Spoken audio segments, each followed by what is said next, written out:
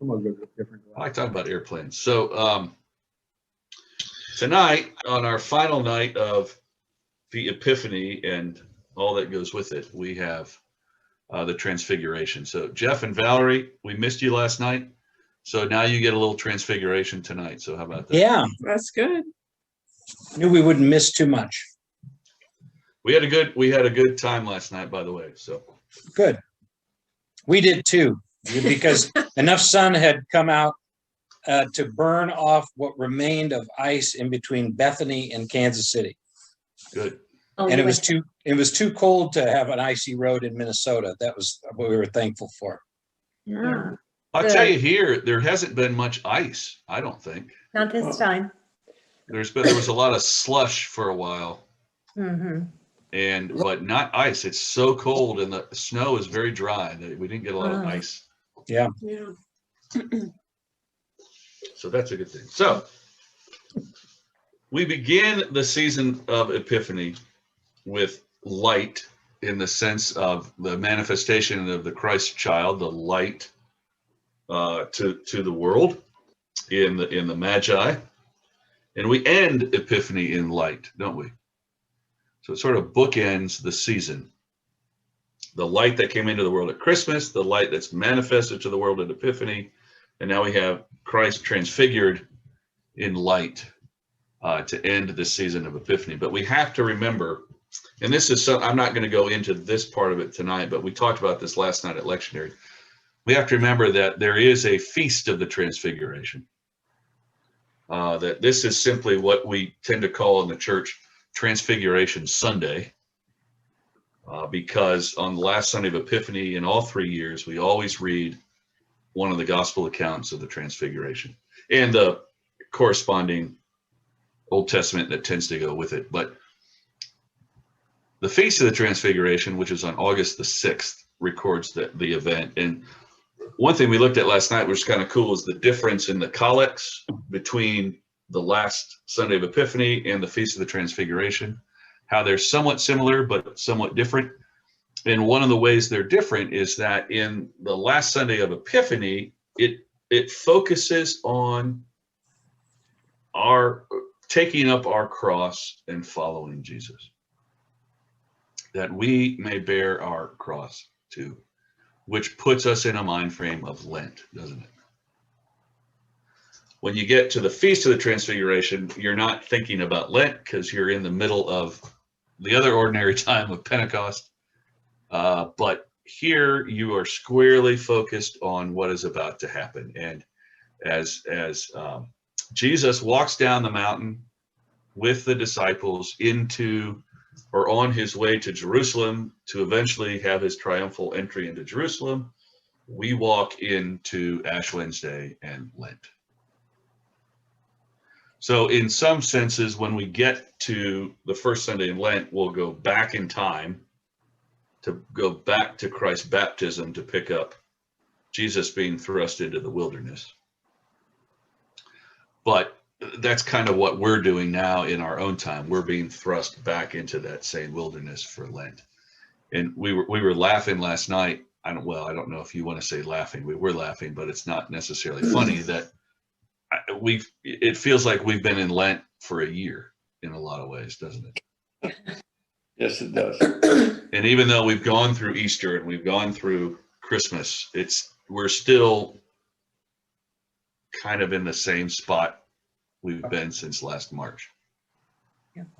Albeit for the summer we got to sit outside of our house in the sunshine, but we're still contained. We're still sort of in a wilderness of sorts, which to me makes what we're about to get into a little more powerful, because in a way we've kind of experienced it or are experiencing it right now. And yes, there's light at the end of the tunnel as the vaccines get more widespread. That will help, but it's still going to be a while. It's still going to be hopefully just months only till we can begin to be a little freer, but with caution, right? So we come now to the end of Epiphany to that bookend of light and the Transfiguration, which is all about light. Jesus transfigured, which literally means cross in form. Let me see if I have that right. Trans meaning crossing, figuring meaning form. Jesus crosses form. He changes form in front of the disciples, doesn't he? And shows them really what it really looks like. And we're going to look at some art tonight too. And what's interesting is in any of the, well, I can't say any. The majority of the artwork I've looked at, Jesus is still recognizable as Jesus. Yet I think what I gather from what transfiguration really means is I don't know that you would recognize a human form within that light. I think you would just see light. Period. As in the idea of Jesus being as Jesus is as part of the Trinity, as part of the Godhead. But for an artist's sake, if you just draw a blob of light, you can't really say what you're talking about, maybe. You got to give it some shape and form. But we're going to look at some different styles. And this time I actually have the artist there so we can see that. And I want to read a couple things about the Transfiguration as well before we get into those. Any thoughts from all of you? I want this to be interactive on Transfiguration and what you might think that looks like.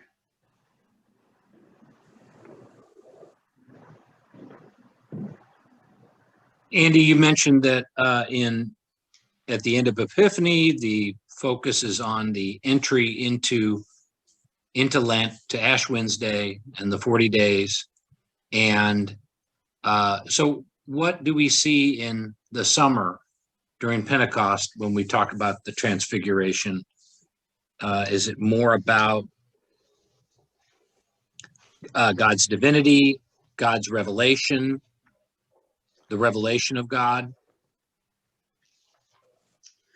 Yeah. Or does it take on different meanings at different times? Well, the interesting thing is because it is a standalone feast day, it doesn't matter where you are in the lectionary or in the cycle in ordinary time. It's a fixed date. So August the 6th is August the 6th, wherever it falls. So you're just going to read the same readings, the same collect. You're going to do the same thing year after year after year, unless it falls on a Sunday. And then if it falls on a Sunday, it's going to interrupt the natural flow of whatever you're doing in that time. But typically in the season of Pentecost, it's a teaching time. It's a season of growth. So you're usually in if you're in Matthew, you might be in the Beatitudes. If you're in Luke, you might also be in Luke's Beatitudes, Sermon on the Hill. But you're going to have teaching things, right? And in a way, this is a teaching moment. He's revealing himself, his full divinity, to the disciples, to the chosen disciples. But then tells them, don't tell anybody until after I've been resurrected from the dead. And they're just going, what? I don't know what you're talking about. Their heads are swimming after that, right? So to answer your question, it doesn't really fall in a specific place because it's a standalone day in the summer. But I will do this just because I think it gives you some context. So what we're going to have on last Epiphany, the collect that we're going to read, and where I tell you there's a focus on Lent, listen to this. So the collect reads, O God, who before the passion of your only begotten Son revealed his glory upon the holy mountain, grant to us that we, beholding by faith the light of his countenance, may be strengthened to bear our cross and be changed into his likeness from glory to glory. And then we have the through Jesus Christ our Lord, etc. So beholding by faith the light of his countenance. So it's almost like we've been given this light. We're going to store this light as we move into the darkness of Lent. And may we be strengthened to bear our cross and be changed into his likeness from glory to glory, that we will arrive with him on the joy of Easter Day. So it puts you in that frame of mind of going into Lent. Andy, what Sunday is that collect for? This coming, the last Sunday after the Epiphany. Oh, okay. I looked it up and that wasn't the one I found, but okay, I'll have to find it. That's last Sunday after Epiphany. So that's what we get this Transfiguration Sunday as we look at the Transfiguration. Right. But when you okay. look at the Feast of the Transfiguration, which is August the 6th, you get this collect. O God, who on the holy mount revealed to chosen witnesses your well-beloved Son, wonderfully transfigured in raiment white and glistening, mercifully grant that we, being delivered from the disquietude of this world, may by faith behold the King in his beauty. So nothing talking about Lent in any way whatsoever, but the divinity of Christ revealed by God, and that we may be delivered from the disquietude of this world. So it's a little more generic in that sense, except it is definitely a divine event, right? Is that the one you looked up, Jeff? I found it. I was looking at 2020 and not 2021. I'm going to leave 2020 behind. Please. We're ready Well, for that. The collect shouldn't change year to year. It was a different Sunday. Okay. Yeah. Oh, for this date, I got you. Right. You know, I'm still perplexed. Why do we have, maybe you already said this and I missed it, 2 times to observe Transfiguration. Do you know what I mean? I don't get that. Well, because to celebrate Transfiguration on the last Sunday after the Epiphany, I think really prepares us for Lent. It gives us that strength we need to know we're going into that wilderness time. This is Jesus being revealed again, being shown to the disciples, but we hear about it through the Gospels. So being shown to us to be the light of the world and the true, and we see, or we're told about his true form, and that being light, and talking with Moses and talking with Elijah, and the disciples, 3 of the disciples being there. And so it's really to strengthen us and feed us for this journey, right? Okay. Yeah, I get that. But then the feast, and your answer, by the way, was the same as Jim's, because The feast day, well, I say because we don't always celebrate the feast day. If Transfiguration falls on a Monday, we're probably not doing anything with it unless you're doing it on your own. Unless it falls on a Sunday, we don't really know or think about it or do anything about it, unless you're like me and just know that August the 6th is Transfiguration and I may read the office or something like that. But why August the 6th? That I can actually tell you. Okay. Great. Well, let me read you this. Let me read you a couple of these things. So in Lesser Feast and Fast, the little bits they write on it, this is what it says on the Transfiguration for August the 6th. This is not going to give you the date, but the second thing I'm going to read you is going to give you the date, but I'm going to read this first. So it says, the Transfiguration is not to be understood only as a spiritual experience of Jesus while at prayer, which 3 chosen disciples, Peter, James, and John, were permitted to witness. It is one of a series of spiritual manifestations by which God authenticated Jesus as his Son. It is at one with the appearance of the angels at the birth and at his resurrection, and with the descent of the Spirit at Jesus' baptism. Matthew records the voice from heaven saying, "This is my Son, the beloved, with whom I am well pleased. Listen to him." Briefly, the veil is drawn aside, and a chosen few are permitted to see Jesus, not only as the human Son of Mary, but also as the eternal Son of God. Moses and Elijah witnessed to Jesus as the fulfillment of the law and the prophets. In Luke's account of the event, they speak of Exodus, which Jesus is to accomplish at Jerusalem. A cloud, a sign of divine presence, envelops the disciples, and a heavenly voice proclaims Jesus to be the Son of God. Immediately thereafter, Jesus announces to Peter, James, and John the imminence of his death. As Paul was later to say of Jesus, though he was in the form of God, he did not count equality with God a thing to be grasped, but emptied himself, taking the form of a servant, born in human likeness.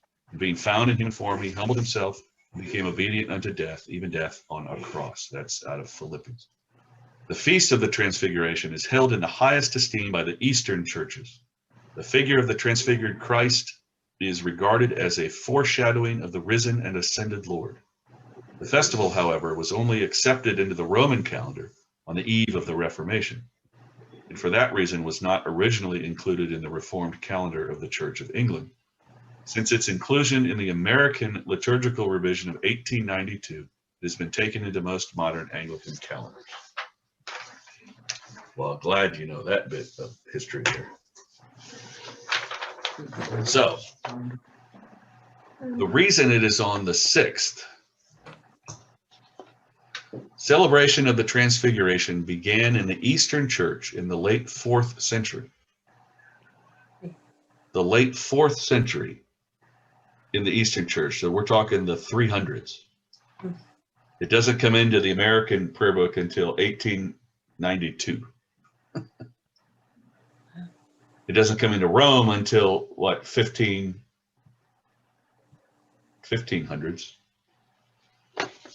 Celebration of the Transfiguration began in the Eastern Church in the late 4th century.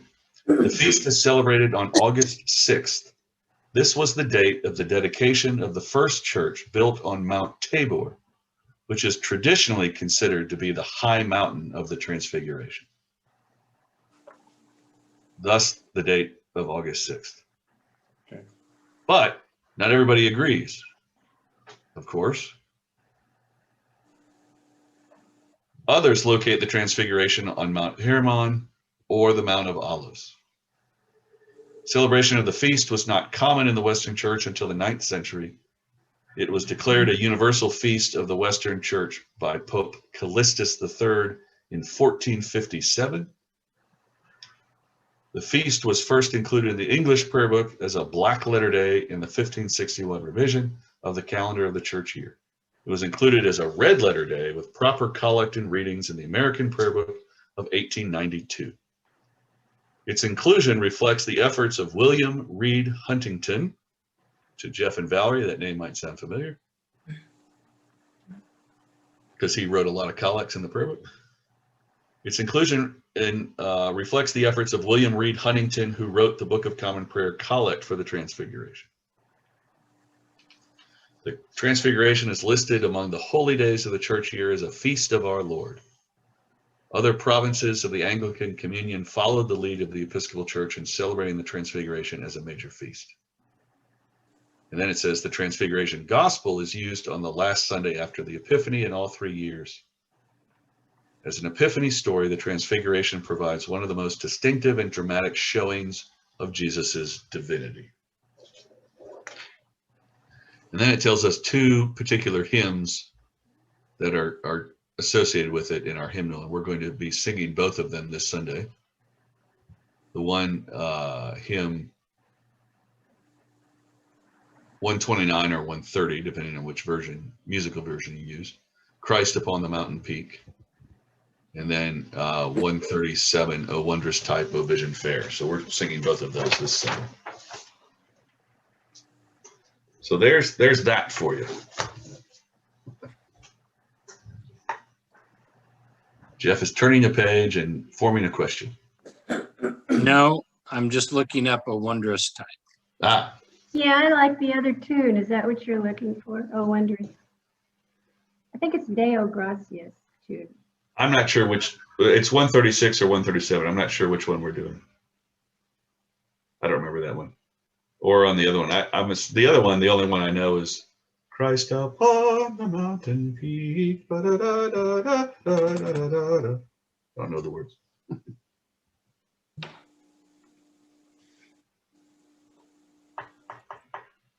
So just looking at our ELCA resources, the Lutherans evidently do not celebrate the feast day.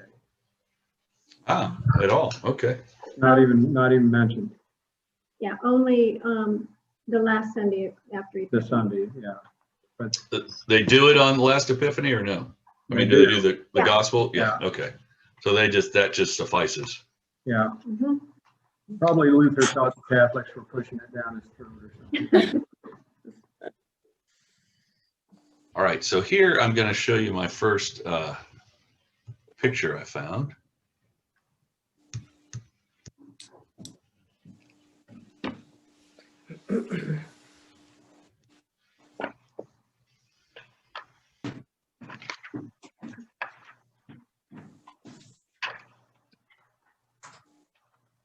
Yeah, I don't have either one of those. That are really good for that. Are you seeing anything? No. Yeah, Jim and Linda. Here we go. Here we go. Here we go. Look. That's pretty. And this is by an artist named Seeger Coder.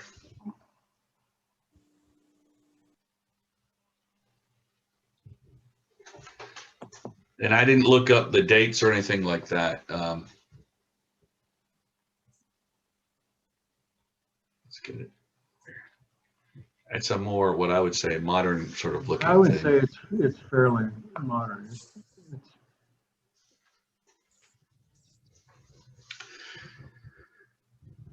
And typically when you see these paintings, it would be Moses on this side and Elijah on this side in almost every case. And I've never seen it reversed.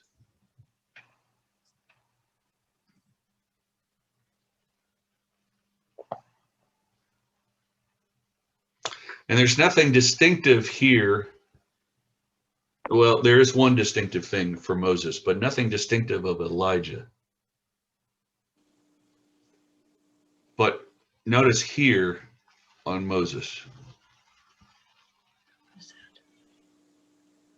It looks like horns.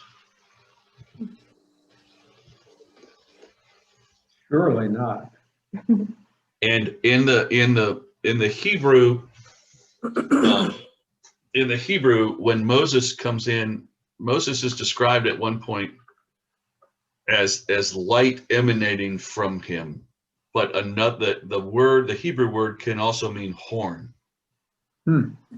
So you see a lot of artists depict Moses with horns. But the horns are not to be confused with like the devil or anything like that. They symbolize light, like light emanating from his head. But you'll see sculptures, you'll see paintings where Moses most definitely has horns.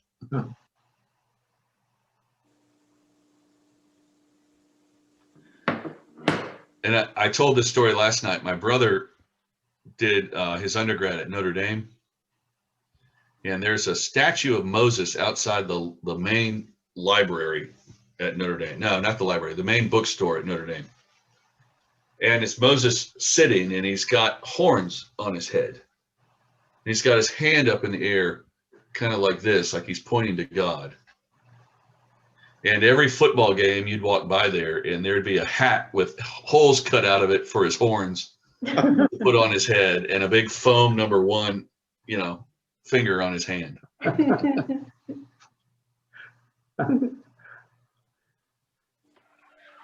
But what I like about this painting, how Jesus is sort of in a stasis almost between human form and light form. I think. Yeah. Yeah. And this is the cloud down here over Peter, James, and John. And I would have no idea to tell you which is which there. I don't know if it makes a difference.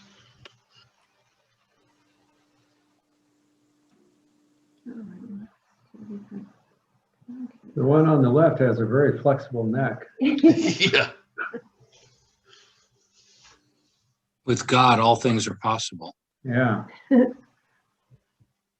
You know, this reminds me that in our St. John's Bibles, that the color gold is always symbolic of the divine.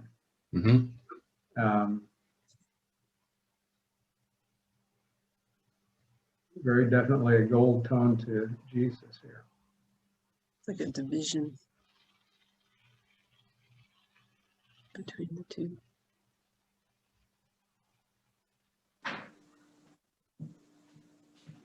What are those three guys underneath? We know. John, There are a lot of really important lines, I think, in this. There are lines from the upper right-hand corner, like rays coming from heaven. Yeah. There's an aura and a circle around Jesus. Mhm.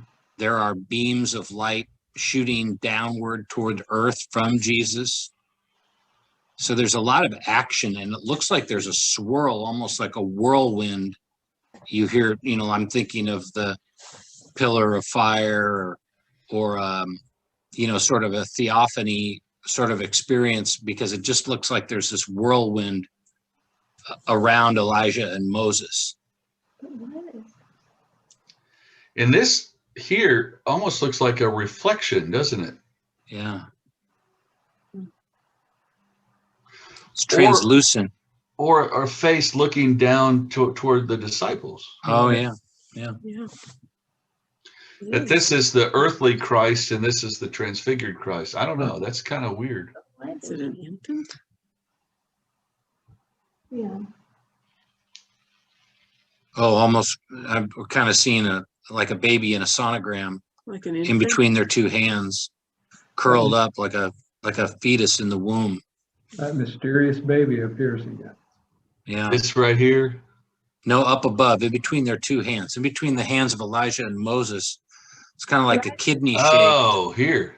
Yeah. Well, actually, yeah, down below, Down right below. there, right there, Right right there. there. That, yeah. Before you get to the line. Wow. I think But that's that gold swirling between them almost looks like an ultrasound. Yeah, I see that now. That's You pretty see it? cool. Mm-hmm. And Looks like an And- ultrasound. and Moses and Elijah are actually even more lifelike and have a more stable, solid quantity or quality than they look as real as the disciples do. Right, because they can't transfigure the way Jesus does. Was it Elijah and Moses both whose bodies were not buried? No, Elijah was not. Elijah doesn't die. In fact, that's the story we're going to hear in the Old Testament this Sunday. He goes He's up. just taken up to heaven on the chariot, which is what leads to saying that he will return. But to Moses' put body himself- was never buried though either, right? Yes, it was, but Oh, but the way it reads is that God buried Moses. right. Moses died and God buried Moses, and no one to this day knows where he was buried. Okay. So no one knows where he is, but we are told that he died and was buried, but buried by God. By So that God. Yeah. puts it in a whole different realm.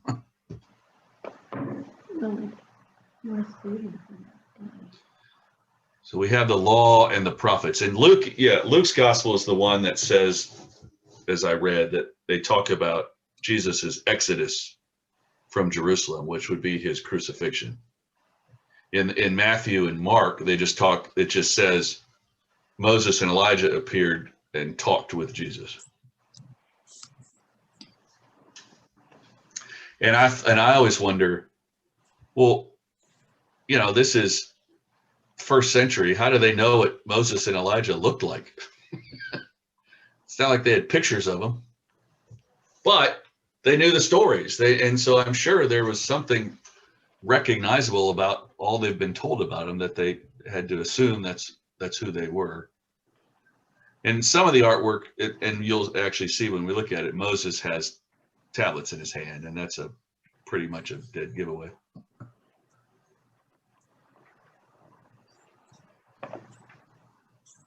So there's that. I like that one a lot. That's a powerful one. I do too. So then let's look at this one. That was one of your best, Andy. Oh, good. Thank you.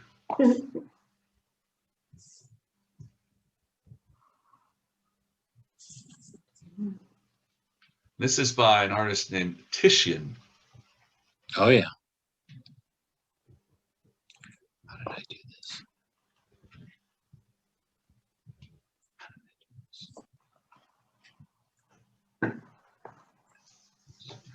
So a very different take on it. Mhm. Got horns again. Yeah, Moses has horns, kind of horns light at the same time. Moses looks angry. Yeah. But here are the commandments. He's still thinking about his people trying to stone him. He's got that teacher look. Yeah. And Elijah, I mean, even in reading about Elijah, there's nothing distinctive about him other than the mantle he wears. But some of the pictures I looked at, Elijah has a quill in his hand, like a pen.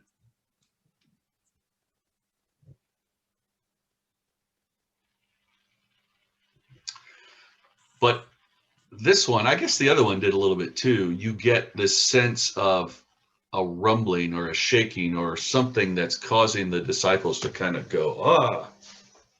Yeah, or shock, just Shock and awe. falling backwards from the awe. Yeah.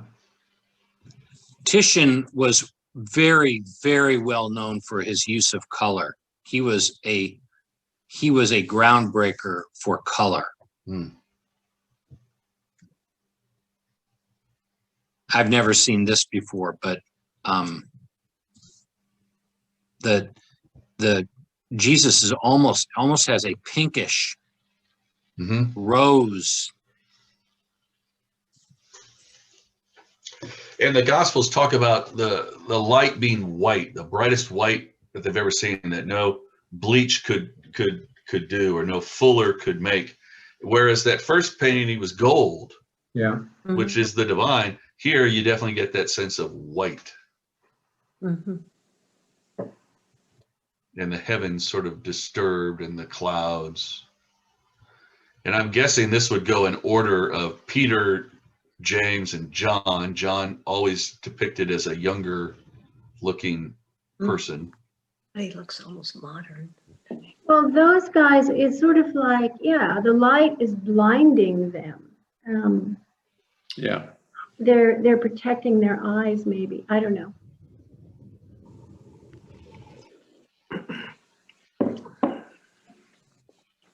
And Moses is going, look, Jesus, look what I got out of the ark.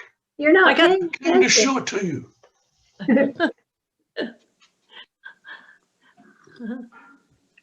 And Elijah's over there going, keep that Jezebel away from me.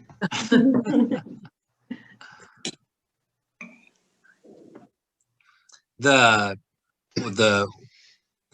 behind Elijah and throughout the painting, the really bright detail on the clouds, like lightning almost. Yeah. And then down at Jesus's feet, you can see the outline of those clouds again in brightness, and at his feet.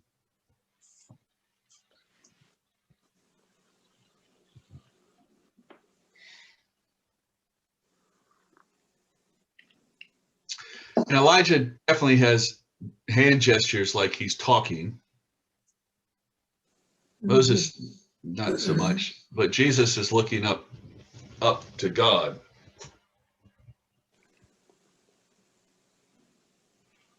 Which would indicate the divine, I would guess.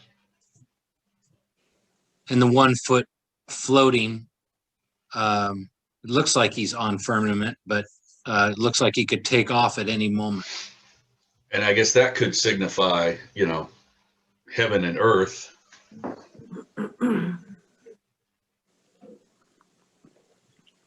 It's a remarkable painting. This Frank had. Yeah.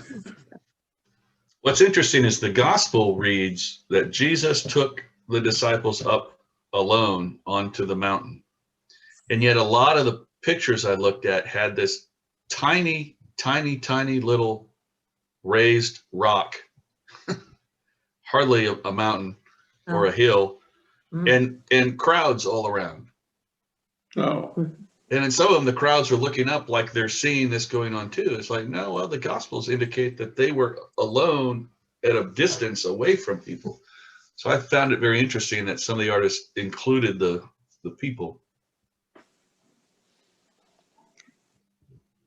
I'm not seeing Moses's feet or legs. Is he in a robe? Does he have a? So he has an arm here, and the robe flows down. And I think this red is an under robe, but you don't see his feet. You don't see his or Elijah Elijah's either. feet. Yeah. No. Which to me would indicate they're in the heavenly realm. Yeah. It's so rich. That behind Moses is so dark but still detailed. And here you could almost, well, this is me talking, not an art history person, but almost like the cosmos, like from the beginning creation. Yeah. Oh, yeah.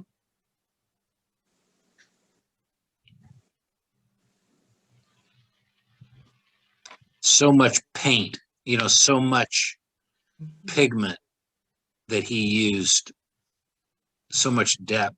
And then on the right side, it's very different. Behind Elijah, it looks almost like a storm or what we would see from a tempest.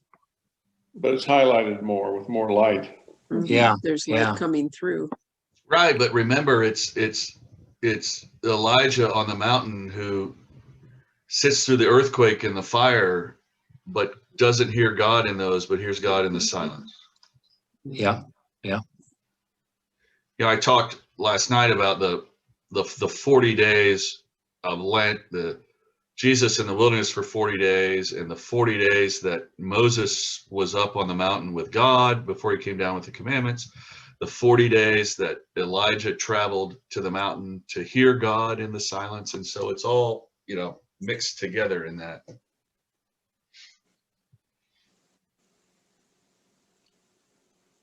And they're sustained.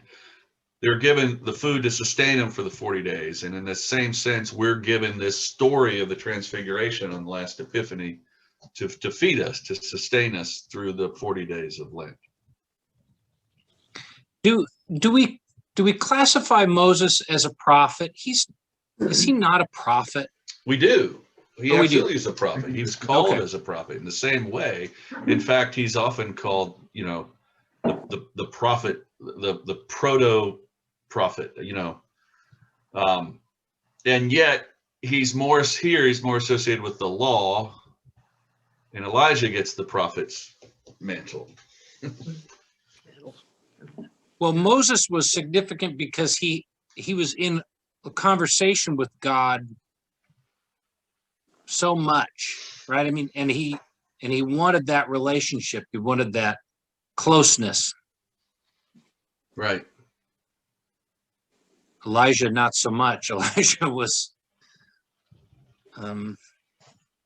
fearing him.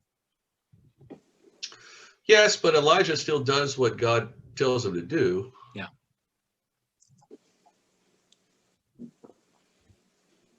So there's that one. All right, let's look at the other one. Well, that's a good one. This one is Bellini. Just as a side note, Titian red was a very popular color for Volkswagens in the 60s. Titian red. Was. Oh. Bellini. Bellini, Bellini. Very different take. Yeah. There's no light. There's no light. There's no cloud.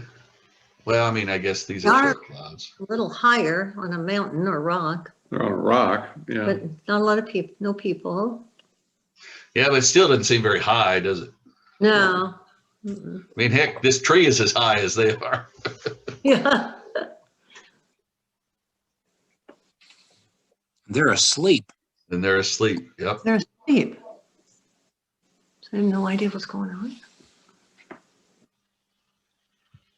So I guess the background, the white above the line there. In the middle. And then it opens up into kind of the darker heavens, I guess, as an opening.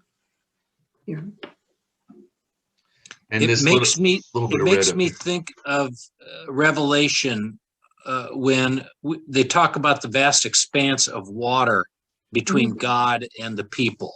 Yeah, the Or- chaos, right? Yeah, and then that Bill, with that dark area back there, when you were describing it, I was thinking it was like almost an altar, or across that vast ocean where God is. Good. Just keeps Yeah, to going. me, it looks like an abyss.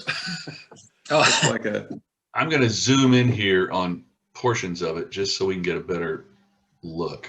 So we're going to lose the perspective of the whole thing, but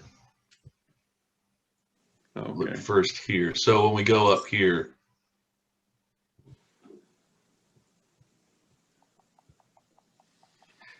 and here I can't tell anything that would distinguish Moses from Elijah, how you might tell them apart.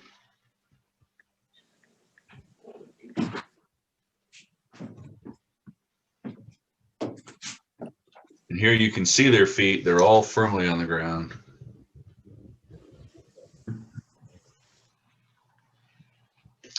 But behind them is all, just looking at this section of it, is all clouds and air and heavenly realm, I would guess. Yeah. And then to move down to the earthly realm, now we get trees and rock and earth and buildings and life and roads down with the disciples.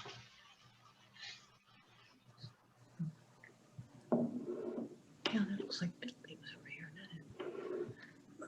here. Can you see it? Yeah, you can see buildings. Yeah, by that tree. Yeah, there's a tower or a silo or some sort of thing there. That is a huge tree, Yeah. perspective wise. And then to take it down even to the next level, I guess this is possibly water or land over here.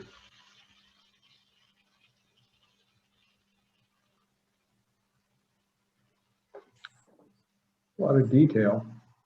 Mm-hmm. Different perspective or take on it. It's almost like the guys there are going, what the heck? I don't know if they just woke up or they're dazed by what's going on. I think Well, one of them is asleep, I think. this one looks to be asleep. This one Yeah. is looking up. This one is looking out. Almost as if to say, is anybody else seeing this? Yeah. Mm-hmm. And he's looking up. My guess is this would be Peter, because Peter's the one who responds and says, Lord, it is good to be here. Let us build 3 booths.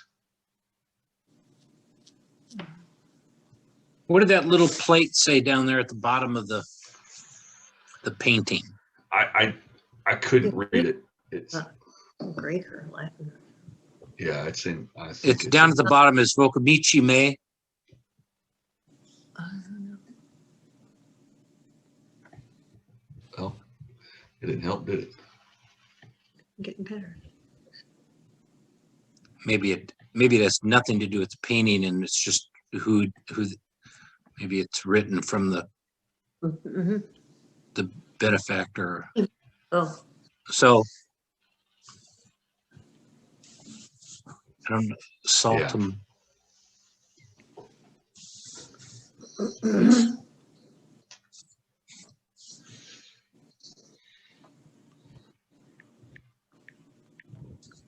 Yep.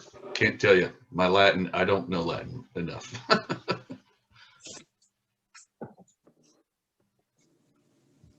But look at some of the detail down here of the earth, the Yeah. plants and such.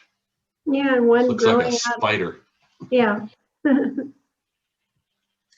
This is Voca Amici May, goodbye, my friend, and then Saltum. Yeah, it could just be an inscription for, Italian. it could be it, yeah, It's Italian. who they gave it to, or You are my friends. I like my friends. Something about friends. It's So this Italian. really isn't, the only place in the Bible where we hear about the disciples falling asleep, right? no. This is so. I don't. What's the scripture regarding the transfiguration? Is there? I mean, there's obviously talk about. I didn't do lectionary last night. I'm sorry. So if you discussed it, I didn't catch it, but it just makes me think that with the disciples falling asleep, this is no surprise to us, right?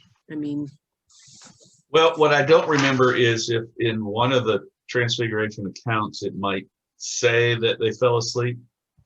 Okay. And then they're woken up when Jesus is transfigured. But certainly the most famous story of them falling asleep is in the Garden of Gethsemane right. on the night before he's crucified, where they go with the same three go with them to pray, and they fall asleep. Hmm. And Jesus says, could you not stay awake with me 1 hour? Right. Pray that you will be delivered from the time of trial. So this, in a way, is foreshadowing that, because Jesus is talking about his crucifixion to Elijah and Moses. So in some sense, it does foreshadow that. And perhaps so that's what the artist was trying to bring out. Yeah. And so you have this, transfiguration happening just steps away from them, but yet they are asleep. Right. Yeah. And, But or at least depicted here, but. depicted here, yeah. Let me look at Matthew's account. Go ahead. And when we yeah. think about, just to apply a little, us being disciples, or how we often are unaware of some things, I guess, that are being presented to us, to be followers, to, how we follow Christ. Are we like the disciples at times? And certainly throughout the Gospels, there are times when we ask ourselves, how did the disciples not see what he's talking about? Or how do they not understand what he's talking about? Yeah. But many times they say that they don't understand. right. They have such a hard time picking up what he's teaching. But the Gospels are pretty clear that the disciples are aware of this. They saw the transfiguration.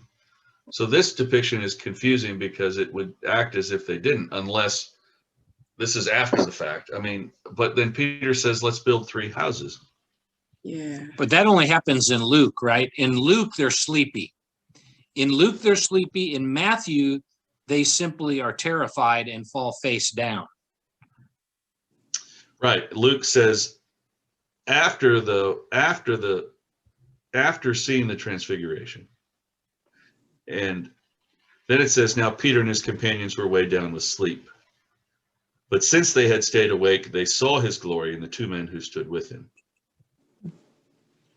So they still saw it.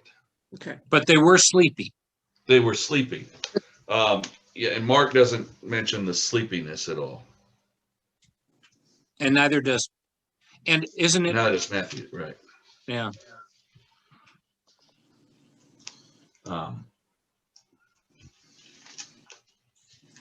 Mark says, and this is the gospel for this Sunday.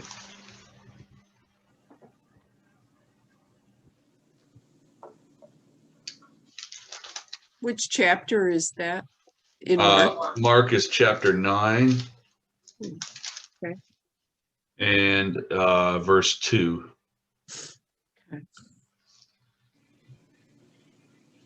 And the Gospel of John has no account of it. No.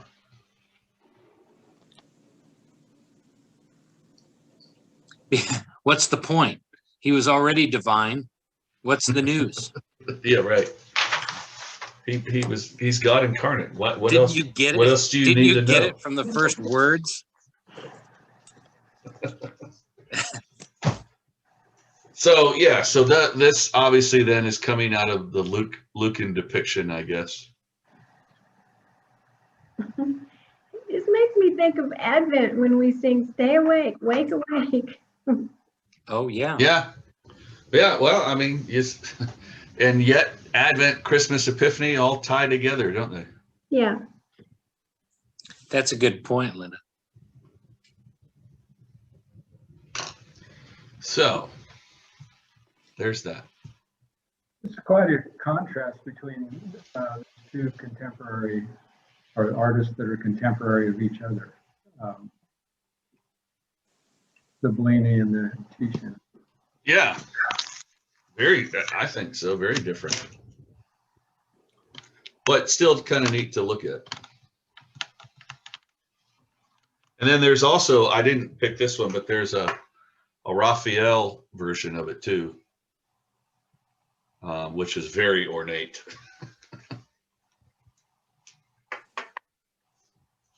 As Raphael tends to be. I think the first one gets my vote. Yeah, it's pretty. First one was good. All right, give me a second here to. Well, I vote for a tour of the Nelson when we get back to being able to get out and do things and explore some of these in person, right? Yes, Right? Yeah, I think that'd be fun. I do too. Yeah, definitely. I love Zoom. Yeah. Really? You do? I'll just Yeah. stay home. You guys zoom me in. No, I agree. That is definitely something that could enhance our study. And you know, the people don't always know this, but I've worked with the docents there, and they really are open to putting together unique tours that suit your own, your group. And in fact, they sort of like having a new experience and creating something new. So I think we should keep that in mind. Or we could suggest depictions of Christ in various stages of his life. Yeah, whatever theme, and then they dig through their stuff and see what they can put together. It's kind of fun to work with them on those things. Yes, That would be good. agreed. Mhm. All right, well, that's